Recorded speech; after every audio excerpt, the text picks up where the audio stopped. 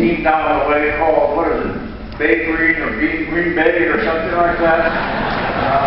And so we used to follow that. We didn't have any television, and so sports were a big thing. Now, I remember going over to college where the Giants trained and watching football. We didn't have and I don't know if you remember, but I'll remind you, I'll tell you, that baseball was number one. We all played baseball. We knew the baseball rules. We could play baseball outside. We didn't have football equipment in those days that match what we have today. But we all played baseball. You know what number 2 was in those days? Boxing. Boxing was number 2. And remember, Superior Cathedral had a boxing team. The college had a boxing team. University of Wisconsin had a boxing team. University of Minnesota had a boxing team. But boxing was number 2. Number 3, horse racing. Believe it or not, number 3 in those days was horse racing. I remember going out to the fairgrounds, and harness racing was a big thing. And old Dan Patch, I don't know if you remember that name, but write it down. He was the greatest horse in that century. Dan Patch was a harness racer. As a matter of fact, he drew the biggest crowd in Minnesota, a state fair. 110,000 people came out to see Dan Patch run against himself, against the clock. They had nobody to match him.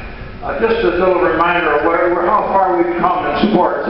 We're now, football is number 1, no question about it. And I've been fortunate enough to grow up in that era, and remembering that Ernie Nevers came from this school, this town.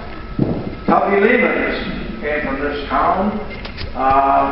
And the guy named Ole Foster from across the river had a lot to do with pro football, bringing pro football to Minneapolis. He's a friend of my father's. And I remember the sports being as big as they were. We spent a lot of time at college here. And they had a great Renstrand. I don't know, you might have some relatives out here. Some of the Renstrand.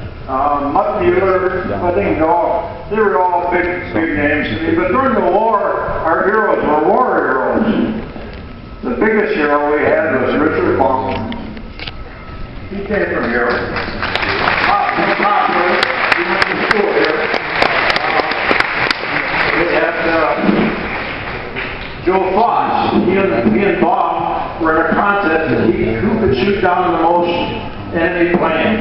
Baum won the contest with 40. And Joe Foss, I think, ended up at 26. Those were my heroes in the war years. Now, they had some great coaches here at the college, too. Ted Warack was a great coach. He coached both basketball and football. Bill Orlowski, just some of the names that helped me growing up. But the most important name that I can recall, or I will recall, is a guy named Harry Conley. Harry was my high school coach. And there's nobody that has more influence on a young person than your coach. Whether you're playing a sport, or whether you're in the band, or whether you're in a debate, or whether you're one of your teachers. But Harry Conley was my mentor, and he coached both basketball and football, and he was a big influence on my life, steered me in the right direction, because in Superior you got a lot of directions you can go, and some of them aren't really good, but Harry Conley instilled the competitiveness and the organization, the dedication to the sport that made us all better. Anybody that played for Harry Conley came out a better person, and that's, I think, something that I benefited from. Now, I've been involved in probably over 1,000 games that I've played in high school and in college, professional basketball, football, baseball, over 1,000 games. Now, if you'd asked me about any of those games, I probably can't tell you much about them. But I can tell you about every game I played in high school. I remember every one. I remember the scores. I remember my teammates. The point I'm making is But these are the most valuable times in your life. I'm talking to the students now. The memories you make today, you will retain forever. The friends you make today, the teachers you will remember, and you remember all the experience you had in high school. And believe me, make the most of it. Primarily, make good decisions. This is a time of life, you got a fertile time of your life, fertile mind. A lot of things are go past you. Make sure you make the right decisions and follow the right courses.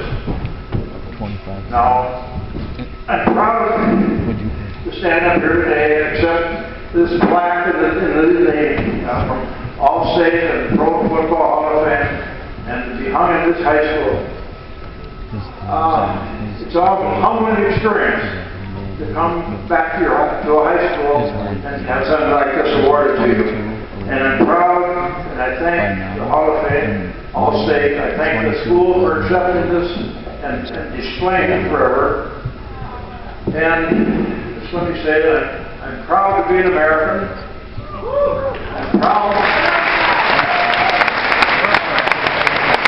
to be a member of the Hall of Fame. And I'm always proud to say I'm from Superior, Wisconsin.